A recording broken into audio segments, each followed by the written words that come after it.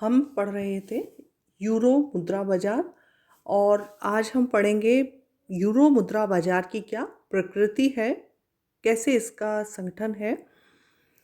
Euro मुद्रा बाजार या यूरो डॉलर बाजार एक अंतर्राष्ट्रीय बाजार है जिसमें अमेरिकी डॉलरों के अल्पकालीन कोषों में व्यवहार किया जाता है। हम्म, दरअसल यह अंतर्राष्ट्रीय अल्पकालीन साख व्यवस्था का एक भाग है जिसमें मुख्यतः न्यूयॉर्क तथा लंदन मुद्रा बाजार सम्मिलित हैं। और कुछ सालों में इस बाजार के विकास ने अंतर्राष्ट्रीय अल्पकालीन पूंजी आवागमन को अत्यधिक प्रभावित किया है। इसमें इसका जो ढांचा है, इसका फ्रेमवर्क है, वो देश के राष्ट्रीय मुद्रा बाजार के समान ही होता है जैसे सब देशों में होता है।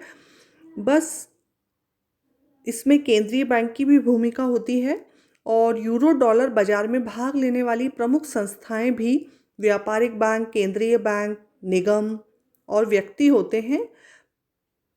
इसमें अंतर इस बात का है, या कहें तो अलग इस बात से है, कि यूरो डॉलर बाजार अल्पकालीन कोषों को अंतर्राष्ट्रीय स्तर पर मूल स्वामित्व एवं अंतिम प्रयोगकर्ताओं के मध्य तथा व्यापारिक बैंकों के मध्य गतिशील करता है, जबकि राष्ट्रीय मुद्रा बाजार मुख्यतया किसी देश की अर्थव्यवस्था के अल्पकालीन कोषों की अंतर्व्यवस्था या अंतर बैंक गति से ही संबंध रखता है। ठीक है।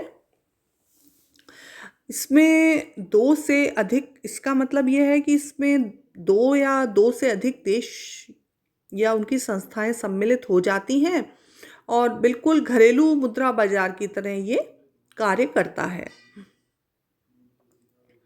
इसमें यूरो डॉलर बाजार में या राष्ट्रीय मुद्रा बाजार में भाग लेने वाली संस्थाओं में जो एक अंतर और है वो है कि इसमें व्यापारिक बैंक मुख्य रूप से भाग लेने वाली संस्थाएं होती हैं और देश के केंद्रीय बैंक की बहुत भूमिका होती है, इम्पॉर्टेंट होता है। इसी तरह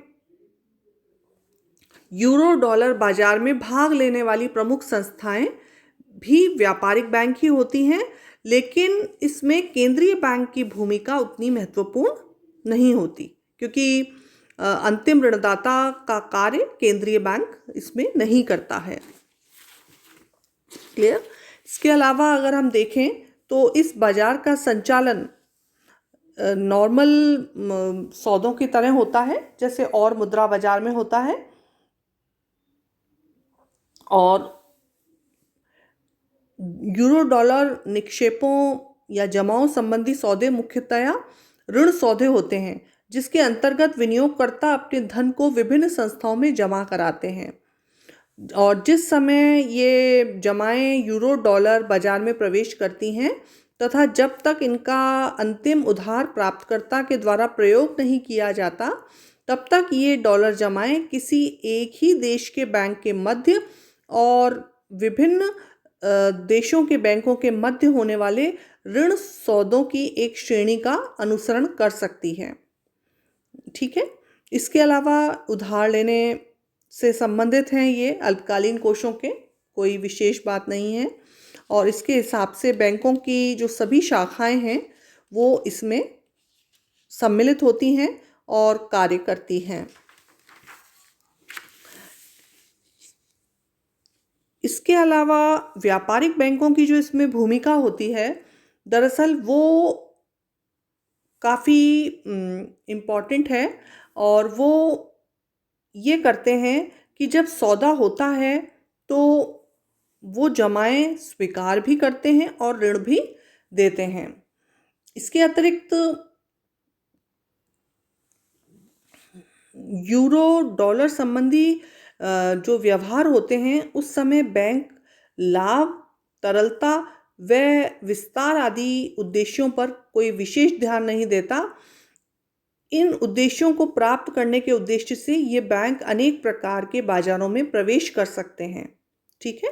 जैसे मध्यस्थ का कार्य कर लेते हैं व्यापारिक बैंक, अपने व्यापारिक कार्यों के विस्तार हेतु कोषों को प्राप्त करने का प्रयास कर लेते हैं, या अपनी तरलता की स्थिति में सुधार हेतु कोषों को उधार देना और कोषों को प्राप्त करना या दूसरे कार्य कर लेते हैं।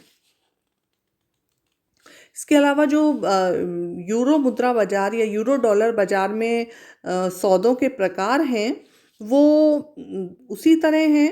अनिश्चितता की स्थिति नहीं होती और ये माना जाता है कि ये मूल स्वामी और मध्यस्थ के रूप में कार्य करने वाले एक बैंक मध्यस्थ का रूप में कार्य करेंगे, ये मानकर वो कार्य करते हैं। इसके अलावा जो यूरो मुद्रा या यूरो डॉलर बाजार है, वो काफ़ी पुराना है उसका उद्गम और विकास। जो यूरो डॉलर का प्रयोग दरअसल विदेशी व्यापार की सहायता के लिए भी किया जा सकता है और इसी उद्देश्य के लिए ये कार्य करते हैं।